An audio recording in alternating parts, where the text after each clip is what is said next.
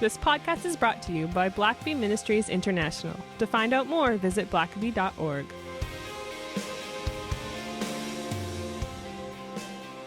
Well, welcome to the Richard Blackaby Leadership Podcast. My name is Sam, and I'm your host, and I'm joined by Dr. Richard Blackaby. Good to be with you, Sam, as always. It's good to see you, Richard.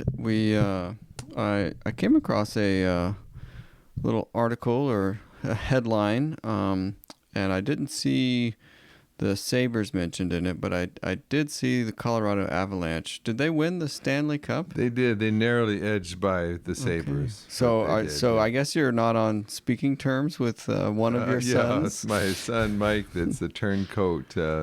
After all we did, the prodigal child that left the family Sabres fan club to cheer for the Avalanche. And so, well, and it's finally paid off for him. Yeah, well, it's paid off before. That's the third time they won. But yeah, so, some people are so easily swayed just so they can win a The going gets Cup. tough, and they just bail immediately. That's right. Yeah. But the long-term commitment. Not you. And I'm sure next year will be the year. It's certainly getting closer. Every year it's close. It's like Jesus' return. Every year it's a little bit closer. Well, speaking of Jesus, we're doing a little series here on the Beatitudes.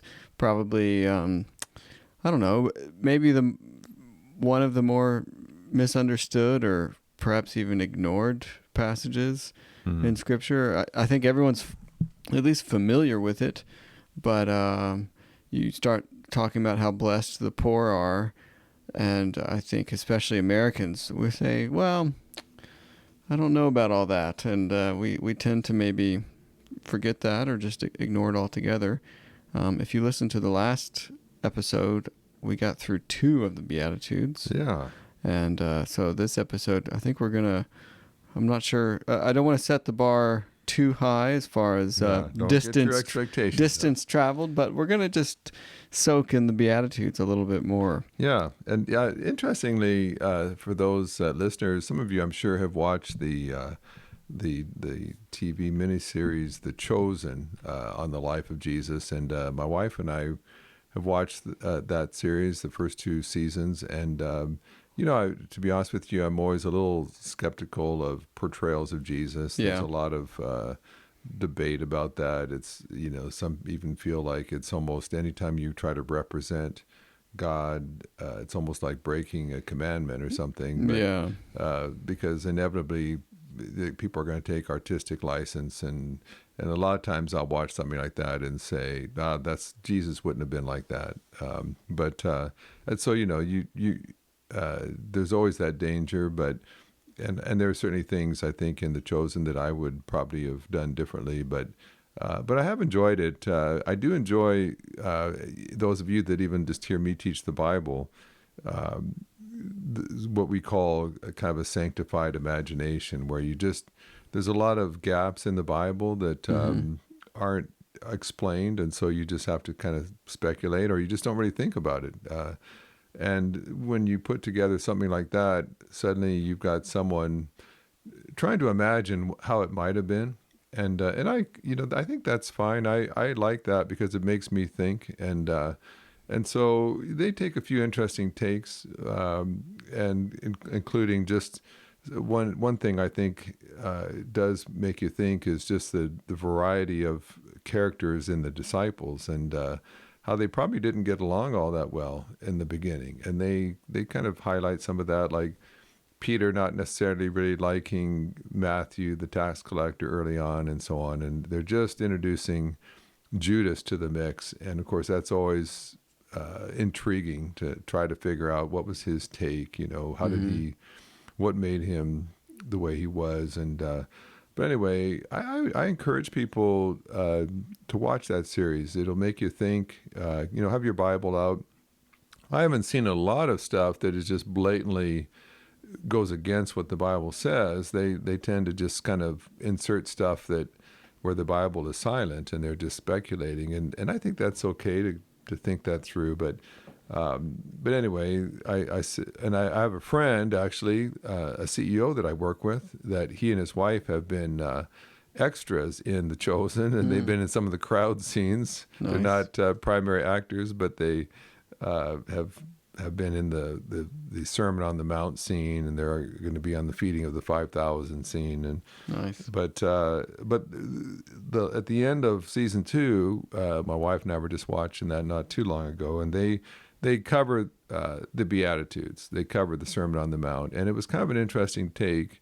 And Jesus, he's sort of trying to figure out where to, what to do with the Beatitudes. And he finally, at least on this TV series, says the Beatitudes are kind of the map. He says if people are trying to figure out how to find God, if they're trying to find out how to make it to where, to be found by God, this is the map. If you can essentially become one of these people, if you can become like the Beatitudes, then you know that you're going to experience God, and that those are the kinds of people that God is pleased to work with. And I kind of like that take. I think what Jesus was saying is everybody wants to be the kind of person that God is pleased to relate to and to work with and to speak to.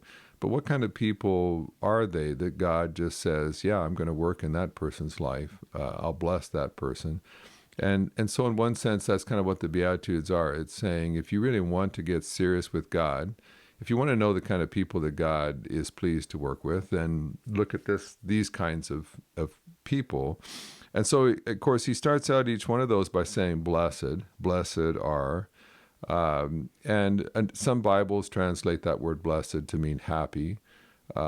Happy is probably a little bit light on what that means, but it's essentially saying if you want your life to be good, if you want your life to be the kind of life that you're pleased with, that you look back and say, this is a good life, this is a great way to live. Then he says, this is the kind of person you need to be. And so, of course, in our society, everybody's looking to be happy. Everybody is wanting to know what it takes to be blessed. And so it's kind of an interesting way for him to start his whole sermon off. He starts it off, in one sense, quite positively, saying, hey, first thing I want to talk to you about is what it takes for you to be blessed, which probably got everybody's attention. But then, of course, as he gets into it, he keeps saying things that sound quite radical. They sound crazy, in a sense. Basically, the first thing he says is, blessed are you who are poor, and blessed are you who mourn. And those, as we saw in the last episode, that's not what you think of. Happy is someone who mourns. That seems almost a paradox. And, of course, that's a lot of what Jesus does, is he takes things and flips them on their head. And so he certainly does that as well. So when you get down to verse 5, where we are this week, he says, first of all, blessed are the humble, for they will inherit the earth. And for those of you listening as leaders, you may really be kind of stopped at this one to say, well, do humble leaders get very far? Can humble leaders be very successful? It seems like it's the driven, confident, larger-than-life people that are the ones who get things done, who attract a crowd, that rally people to follow after them. And we tend to think of the type A, task-oriented, hard-driving people as the ones that accomplish a lot. And the laid-back, kind of mealy-mouthed, I don't know what I could do. They're often the ones that you think, well, who's going to want to follow them?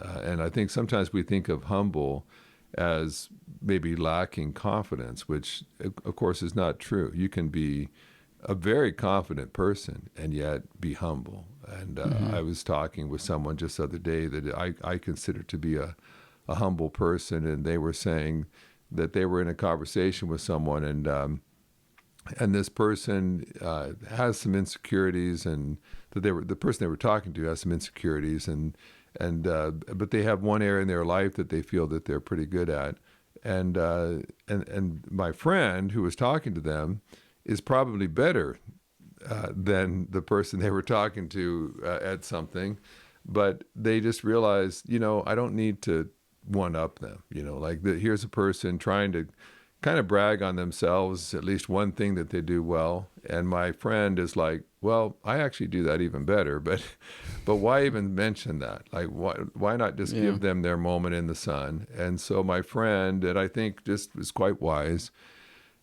instead of immediately saying, "Oh yeah, well, like I do that all the time," or "Yeah, I've won, recognition for doing that same thing," my friend just didn't say anything. Encouraged their friend and said, "Good for you," and that sounds great. And to me, humble means that you may actually be very talented, very gifted, and very ambitious, but you just don't need. You don't need to blow your horn all the time. You don't need to constantly be letting people know how good you are. When you really are good, you don't need to keep convincing people that you are. I've often felt like, it's been kind of said, if you have to keep blowing your own horn, you might need a different horn or something. It's and the Bible says that. The Proverbs says, better to let someone else praise you than to praise yourself. Yeah. If you're the one having to always praise yourself, that recognition's not all that significant. If nobody else notices, if no one else is impressed, then probably you don't need to be talking a lot about it as well. And so that humility that just says, you know what, I'm just going to do a good job, and I'm just going to leave the accolades up to others. If people want to talk about it, that's fine, but I'm not going to. But there's something that's sort of shallow about a person feeling the need to constantly let others know how good they are, and that typically is a sign of insecurity.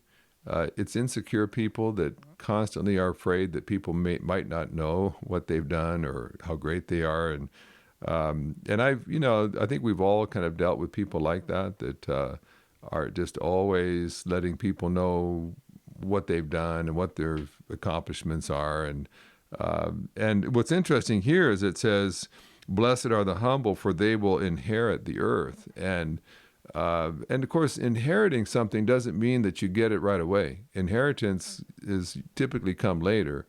It's something that, eventually someone dies and passes on, and then you inherit it. So you're not counting on that anytime soon, but it's coming eventually. And I think in part what Jesus is saying is that the humble, when you're humble, you don't kind of take over a room the first day. You don't become humble, then immediately be in charge and ask to be in the spotlight. But over time, humility wins out, is what I think Jesus is saying. And over time, you earn people's respect and trust, and over time, you build a track record. And I was thinking about this the other day again. I think I probably mentioned this at some point, but I remember going through the PhD program and years ago now. And of course, people are intimidated by that. We're all wondering if we can make it or not. I entered in a time where there were a lot of people applying, and so they were having to weed out a lot of people. They only had so many spots, and I've shared before, I was born in kind of the glut of the baby boom, and so all my life there was always a glut, like a record enrollments all the way through school for me. So every time I wanted to apply for or try out for the basketball team or for a PhD program, there was always record number of applicants and people to beat out. And so I was always kind of having to fight against a lot of that. And so we're all in there looking around the room knowing that a bunch of us aren't going to make it. We can't make it. They can't let us all in, so they're going to have to weed us out. And I just remember there was this one guy that was in our group that just rubbed everybody the wrong way. I mean, he just had this sort of arrogant way of, I'm smarter than the rest of you. And he loved to kind of throw out different terms, and he loved to kind of, he broke sort of the code of ethics, which was, we all had to make presentations, and you didn't want to make anyone look bad because that could be all it took to knock them out of the program. So it's kind of like, you be nice to them and they'll be nice to you. But this guy would just be obnoxious to people and just this kind of know-it-all. And I suppose he really wanted the professor just to notice him, how smart he was, how much smarter he was than everybody else. But everybody else just could hardly stand the guy. And I remember out on breaks, people just muttering under their breaths that this guy, that he thought he was so smart and so good. And, but the interesting thing is, and he really dominated the room for a little while. And then at some point he was gone. At just some point, suddenly he wasn't around anymore. And I never knew what happened. If he got, at some point he didn't make it past a certain hurdle, or if he decided to go somewhere else, but he was just gone. And I think what Jesus in part is saying is, humility over time wins out. I mean, humility plus performance, humility plus hard work, but you don't have to keep letting everybody else know. And when you're always blowing your own horn, you don't build allies. People just don't naturally feel. I mean, for a while you may build a bit of a following because you're this larger than life person that's dominating the room, but in time you're not making a lot of allies and a lot of friends, and it's the humble people that build followings and loyalty and friendships and support groups, and so Jesus just said, over time you'll inherit the earth. Eventually you'll be running things. And even secular writers like Jim Collins in his book Good to Great talks about the level 5 leader, the top level leader, and he notes that they tend to exhibit humility, which seems to go counterintuitive to what we think of as larger than life leaders. But when you are a great leader, you don't need to brag about it. It's only the people that have insecurity that feel the need to keep talking about how good they are to others and drawing attention to themselves. And when you are a great person, you don't need that. You don't need to prop up your sense of self-worth by the praise of others. And and humility actually is very freeing. It just lets you live your life and not have to constantly be proving anything to anybody else. And so, well, I think it's interesting too, just that word inheritance as well. Yeah. Like he could have said, then, the meek will earn the earth, or they could use a number of different words there, but that inheritance, it's an unearned thing. Like it's, you could obviously, disgrace the family and have your inheritance taken away, but there's something very humble, I think, about inheritance as well. It's like, your parents didn't have to give you an inheritance, but I think that also instills humility in people. Yeah, and I think you're right. It's sort of in one sense, it's a humility that just trusts the process, just trusts that things will work out, trust God will take care of you. And in a sense, when you have to constantly brag about yourself, it's like you don't trust the process. You don't trust God. Right. I've got to do this myself. I've got to get people to like me and respect me. Otherwise, it's not going to happen. And a humble person just doesn't fret about that. Yeah. A humble person just leaves it in God's hands and says, God, I just want to humbly do the best I can and honor you in the process. And I'll just let you honor me however you choose to. And in time, by the way, I've just seen so many rapidly, sort of like a shooting star. I mean, some of these larger than life leaders, they capture the airwaves and the press for a short time and then they're gone. And yet the humble, it's not as spectacular, but they end up hanging around for a long time. Yeah. Because it wasn't just a real quick thing. They sort of paid their dues, did it the right way, and God honored that. Yeah. Well, let's take a quick break here. Hello, I'm Richard Blackaby. I'm the co-author of Experiencing God. And here at the Blackaby Bible Institute, we're offering an online class of Experiencing God that people can take from around the world.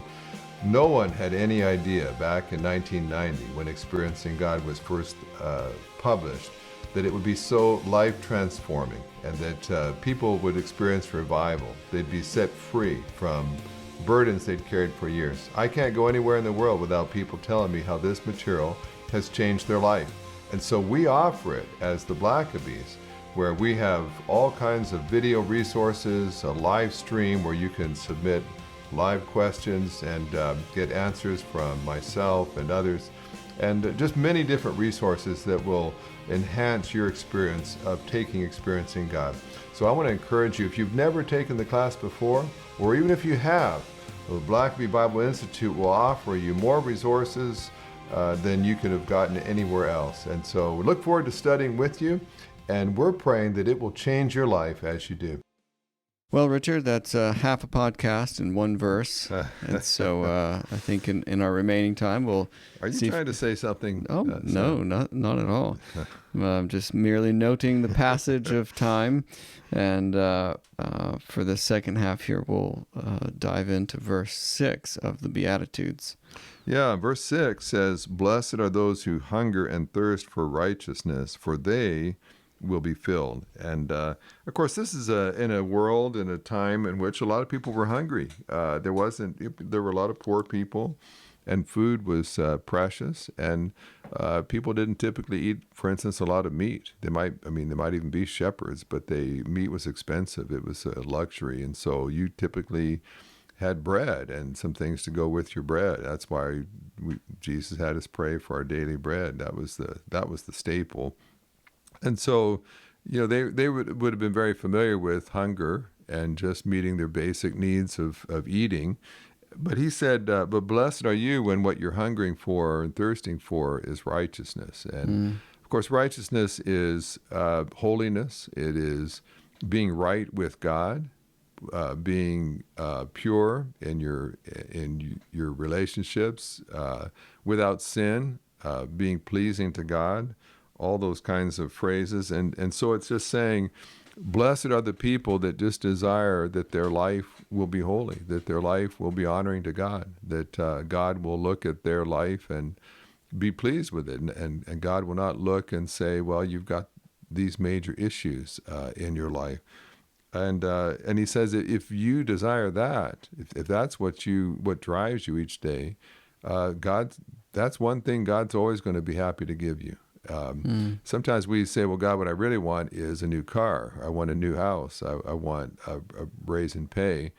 Well, that's getting a little bit more on the secular, selfish side. But if you say, but what I really want, God, more than anything else is just to be right with you, to be clean before your holy eyes, then God looks at that and says, now that is a desire that I'm always happy to honor.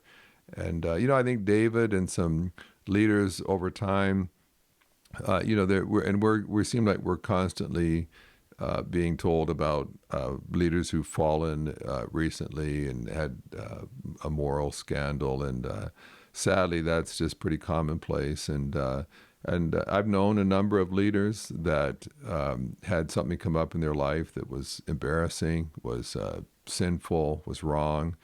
And, I know some of these people that this has happened to, and, or I shouldn't say this happened to, that they've done it, but, and I know for some of them, they would give anything to be right with God again, to not have that stain upon their character, on their reputation. I think of David just saying, can you imagine just how many times he kicked himself about Bathsheba and Uriah, and if there was just any way that he could be made clean again, where God would not convict him anymore, where God would just sort of declare, you're good with me once again, you're righteous, you don't have to feel guilty anymore, you've been forgiven, you're set free. And if anyone has ever had a time where you just were kind of kicking yourself and mad at yourself for perhaps lowering your standards or doing something you knew was wrong, hurting other people because of your actions, and then to experience being made righteous once more, where God just settles it with you, where you just know God has said it's done now. It's clean. You've suffered the consequences, perhaps, but you've repented, and God is pleased to say, I'll continue to use you, to bless you, to work through your life.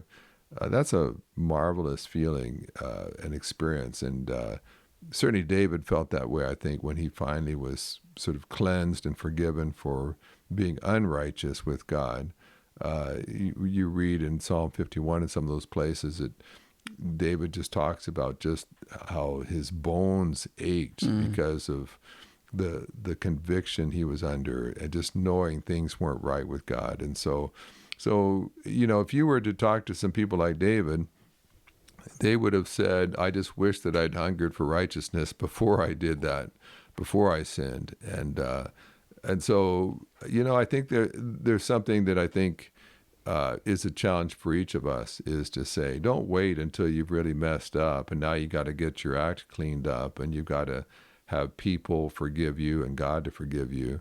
But each day, just enter each day saying, I'm just hungering, I'm longing, I'm driven by being right with God. And you don't take that casually. Don't ever assume that things are good between you and God. Hunger for it, thirst for it. Be driven to make sure that that's right. And that's going to mean that you'll spend time with God each day, kind of like the psalmist said, "Search my heart, O God, and search my thoughts and my ways, and just if there's any unclean thing in my life, God, just let's get it out now before it metastasizes and spreads and causes all kinds of trouble in my life." And I think that for a lot of us, I think we're a little bit careless with that. I don't know that for a lot of us that's kind of what characterizes us. We might be driven by doing things for God, might trying to accomplish things in our life, our work, but are we known by those who live with us and around us and work with us as people that hunger and thirst to be righteous with God? You got to work and you were a little grumpy today, and someone asked you an innocent question and you barked at them, and that was way out of line. They didn't deserve that, and you know that you've been wrong. You know that that was just not righteous to act that way.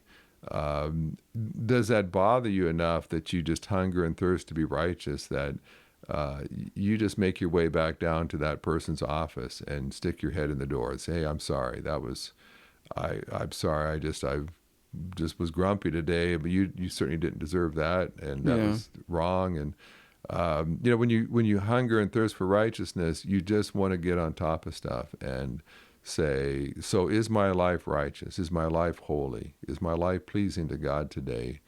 And is there something that's crept in, something perhaps I've done or said or thought that it makes me not righteous with God? I'm not there right now. And is that just the most important thing in my life, that the moment something gets out of whack between me and God, that just consumes me until I get it right? And so interesting picture of hungering and thirsting to be righteous. And Jesus just said, if that's what you desire, if that's really what you long for, God is always pleased to do that. When a child comes and wants to be righteous, that's something that your Heavenly Father is going to always smile about and say, well, now that's something I'd be glad to help you achieve. And I think sometimes a lot of us are kind of task-oriented, goal-oriented.